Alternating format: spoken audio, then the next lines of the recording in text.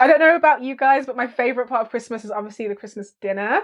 And I've been reading that Singapore is the first country in the world to approve lab grown chicken meat. So I want to know if you would eat lab grown chicken meat or any lab grown meat for Christmas dinner or any meal. And if you have any Christmas foods that you really love, Christmas foods that you do without, and if you think lab grown meat is vegan friendly. Oh, there's a lot to unpack there. I don't know how I specifically feel about lab-grown meat. And I think it's slightly hypocritical because me as a meat eater who's eaten meat from people that sell it on the corner and don't look like they have any like food regulations. I don't know what meat I'm eating, right? Me, I shouldn't know. I'll be honest, I'm the person who buys the hot dogs from the man outside the train station at 3 a.m. I'm just that person and I won't lie. But so what I'm saying is... You know what everyone tells me I have a strong stomach, and I don't think I do, but I like hot dog. Anyway, the point is, no, I've yet to. But anyway, the point is, I have probably eaten some questionable meats, so therefore, I don't think I have the authority to say, oh, lab meat is wrong. But the idea of it being the lab, for me, just feels a bit weird. And then for me, when I was reading about it and like reading about what Singapore was doing, I thought to myself, I don't know if this makes it vegan friendly because they said they were using it from animal cells, and I'm not like well versed in the vegan world, but I thought like anything that had anything to do with animals, it was probably a no in the eating. Am I right, Luanda? Is that a yes or a no? Or yeah, that's what I thought. But yeah, so I don't think it's vegan friendly. And Christmas foods that I love, I don't think I have Christmas food specifically that I love. I think I have Christmas drinks that I love.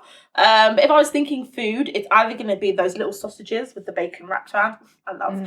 Or my favourite one is like Christmas, you know, like the like Jamaican fruit cake. But it has to be heavily soaked in rum. And then I put brandy sauce on top of it. That, I could eat it every day of December. What are your Christmas drinks? Christmas drinks, Bailey's hot chocolate, mulled wine, and then my mum will make like sorrel at Christmas, and that for me is just like I could stay liquored up on all three all day. So that is my favourite Christmas meal. I don't think I'm here either for this lab-grown chicken or if they made it into lab-grown turkey for Christmas. There's just something about playing around with the genes of an animal to create a fake substitute type animal that tastes exactly like it, but is made up of who knows what. Like, it just freaks me out. And I know we talked about like the vaccine a few weeks ago, but I feel like this is more risky. In my opinion, it feels more risky because they've taken out chicken cells and now they've grown it. It just doesn't seem right to me. And is it vegan friendly? I think that's a really interesting question because it's mostly the meat eaters that will probably go for something like this and would probably feel like, oh, I'm not missing out on the meat because I can still kind of have it. So I have this very mixed views about veganism and all of that. But in terms of Christmas foods, to be honest, no specific Christmas focused foods. I just like to have all my favorite foods at Christmas. So like macaroni cheese, like maybe like something with a little mutton in it, then some roti, then I want some chocolate gâteau, maybe some salmon, some dumplings, anything. Like, I just use this as a wish list. I'm just like, babe, like, I want this, and this, and these are my favorites, and this is a chance I get to have them all at once. So that's what I love. And like traditional Christmas foods like Brussels sprouts, yuck. I only eat that if I'm with my mum. Like, whatever age I'm at, she will force me to eat them. She'll be like, I don't care, it's Christmas, you eat it. So that's me. The way you said yuck was like you were still listing the foods. I can feel the disgust. Because I hate it. My mum is like convinced that she is the magician for Brussels sprouts. Like, she's the one who's going to make everybody desire them. I'm like, there's only so many ways you can flip Brussels sprouts, Mum, and they're not nice. But every time it comes to Christmas, it's like I'm 5 years old. She was like, she'll literally put it on my plate. I'm just like, I don't want it. I don't care. It's Christmas. It's not necessary. It's not. In terms of the lab grown meat, I kind of have the same reservations as you guys. Like, I just find it weird. I don't know. I find all of this stuff just like strange. I think we've messed with the natural order of things enough, and now we're creating like meat in labs. It does weird me out. It's definitely not vegan friendly because, like you were saying, Anissa, like to be vegan, you don't eat animal meat, but you also don't eat animal products, and that's the thing that differentiates vegans from vegetarians because you're not gonna eat anything that was produced by an animal. Dairy. Even if it doesn't create them harm, Luanda. Yeah, and this isn't even to contradict what you're saying. I just wonder because I know even with vegans, there's people like right across the spectrum because I have a friend who's plant-based, which is different. And she says that she knows people who are so deep in the veganism that they won't even eat oranges from certain places because they're like, we don't know if like bees' honey has dropped in it. And therefore we don't know if it's vegan. Like, I don't wear leather shoes because like stuff like that. But even if it didn't hurt the chicken, would you still consider it against your veganism? Would you eat the orange with the honey? The thing is like, what if you give an example of like leather shoes? Leather, like not using or buying leather is pretty standard with veganism. I'm speaking quite generally. I don't have any desire to eat meat. Not even if it was grown in the lab. So it's not like I really, really, really want to have some chicken, but because the chicken died, I'm not going to eat the chicken. Like, I just don't want it. I don't want it. And it's not vegan because you're saying you can't consume meat or animal products. So it's like animal meat or animal products. This lab-made animal meat is still a type of animal meat because they're deriving it from, like we said, the muscles and the cells of an animal. It's strange, although I know that there are some people who are completely uninterested in like the like the fake meats that that us vegans eat, and I love fake meat, and it's a really big problem, to be honest. Like, I'm going to be having tofurkey at Christmas. It's going to be fantastic. I've had it for like the past 3-4 Christmases, and it's great. But I'm trying to really cut back on my processed meat because I love them so much, but I just love sausages and I can't help it. But I think for some people, it's actually like the answer they've been looking for because they care about the environment, but they don't want to give up on their meat eating. And according to the vegan calculator, we slaughter globally 150 billion animals every year for meat consumption. And so with things like lab-grown chicken meat, that will actually be able to be reduced because some people, they want to do something to help the environment and help the animals, but they don't actually want to give up like the taste and the flavor and the texture of meat. So from that lens, it could be something positive. But again, like all of these lab-grown weird things, they're just, I don't know, it just feels weird to me. It's just weird. But and I think no, carry on because I'm gonna go somewhere else. I was just gonna say, and I think what you're saying, like, I hope that it can come into fruition quickly because they're saying at the moment it's actually so much more expensive to grow it in a lab than it is to grow some hen pet chickens in tight, horrible spaces and to sell those. So I wonder, is it even going to be accessible to everybody if it's so expensive to make? Because obviously then they're going to have to put the prices up in order to have a comeback on it. And if we want to try and encourage people to try and be more vegan, more plant-based in terms of protecting the earth, I think they're really going to have to work on how they make this accessible to everyone, because I don't want it to be something now that you can only afford it if you're in a certain socio-economic class. And I think that's where it currently is at the moment, but we'll see. Well, from what I was reading, it's going to be like the same prices that like normal chicken. From what I read, they said that the prices are going to be like similar to if you were to buy meat at Tesco. But even that, I kind of thought, like, really? You're going to go through all these lengths to make lab-grown meat and it's going to be the same price? Not even going to make it... I thought they would want to make it more accessible because it's not the real thing. But apparently the prices are going to be pretty similar. But what I was going to say is that in terms of veganism, people go vegan for different reasons. Like, people have, like, the planet, the environment, or their own personal health to think of. And quite a few vegans, like, incorporate all three reasons into their belief system of why they went vegan. But for me, like, yeah, okay, I guess I care about my health and stuff, but I care I care more about the animal and the planet and what I'm contributing to. So this is why I'm always talking about like where our money is going. So I wouldn't like buy something that's not vegan, But if I went to like a party and then you guys cut me a slice of cake and you're like, oh, but it's not vegan, I'm just like, it's fine, I'm going to eat the cake. Like, it doesn't feel that deep to me, but I couldn't eat something that was raw, if that makes sense. So like, I couldn't drink a glass of milk. I couldn't eat a fried egg, and I wouldn't eat like a hot dog, if that makes sense. Yes. No, that makes sense. Cheese?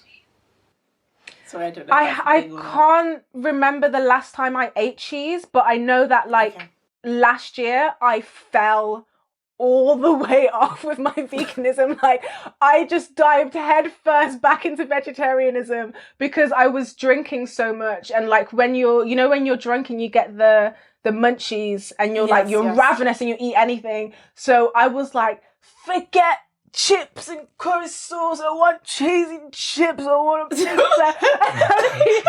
and I eat all of these things in my drunken state and then wake up the next day next to a pizza box and literally feel disgusted with myself. But then when you're drunk, you don't care. Like, your inhibitions just...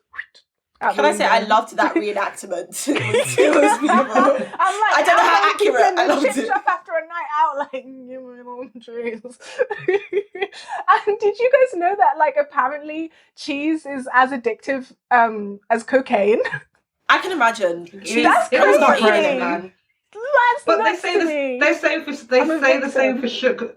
They say the same for sugar as well, so it doesn't surprise me. Yeah, it doesn't surprise me. But I mean, I really love the Christmas desserts anyway. Like, because we're talking about sugar, it made me think of Black Forest Gâteau, which is my absolute favorite, and we've ordered from the one from. It's the best, and Marks and Spencer's has done a cake this year. So every year we go and look at the Marks and Spencer's catalogue and then order some of our favourite things to kind of complement what we're already doing. And as I said, like, Jonathan loves Christmas, so he does a specific menu. So he does starters and he does mains, and he's planned out like all the dishes he's going to do, and on his Christmas list are and like cooking things. Like, he likes to have cooking machines, so he's got like a blender. He wants to have like a Tefal, Actifry. He goes in, guys. And I remember before I met him, I prayed to God. I was like, God, please, can I have a man who likes to cook? Because I'm like, I can cook. I was like, God, I can cook. God, but I just don't like it. Yeah, I was like, I just don't like it. I can't understand. Like, he will spend an hour and a half cooking dinner for us on a Tuesday. And it's delicious, but I can't fathom spending that much time. I'm like, I want to spend 15 minutes max. Yeah. Because I'm going to eat it in like 5. So what's the point? And this woman at my workplace said to me, God isn't going to give you that. You're never going to find a black man that's going to want to cook and not going to allow you to. Oh, well, how are you feeling now? The devil is a liar. Exactly. That's a lie from the pit of hell. Okay. So you guys at your wedding ring just be like, but is it hot in here? That's actually crazy. I find so many black men that like to cook. I actually find that shocking. Where's she getting her statistics from, honey? Because she was hating. I find so many black men that like to cook. Hating, I'm telling you. So God's run out. Empty catalogue. Trust me. I'm just soaking in all them blessings, guys. Trust me. Yeah, gosh. My dad tried tofurkey. What? Tofurkey. It's what the vegans eat at Christmas. No, never mind. Girl, not. I don't know where I'd find it. That. No. I don't even know where I'd buy it, Luanda. I respect you for having it. I respect your choice. So I can't relate. I respect you. Can't relate. I won't join you. Do you know what? Speaking of that, like, I do actually want to go vegan in the future. Like, I really do, because I was brought up vegetarian. Same. So for the first bit of my life, I was vegetarian. My mum and my dad are still vegetarian, and my mum hates that I eat meat. Honestly, she absolutely hates it. Won't serve it in her house. I can only have meat in her house if we have takeaway, and then she's like, fine. If it's like on a pizza, fine. But other than that, one time I bought chicken slices. You just thought it was the end of the world. I can smell that meat. I can smell that chicken. She don't talk like that, but that's how it felt like. Yeah. Do you know what I mean? I think with my family, because we all grew up vegetarian. So for me, it was a lot easier to transition to veganism than it probably would have been for meat eaters to go straight to veganism. Like, I did have meat eating periods in my life, but I was raised as a child not eating meat.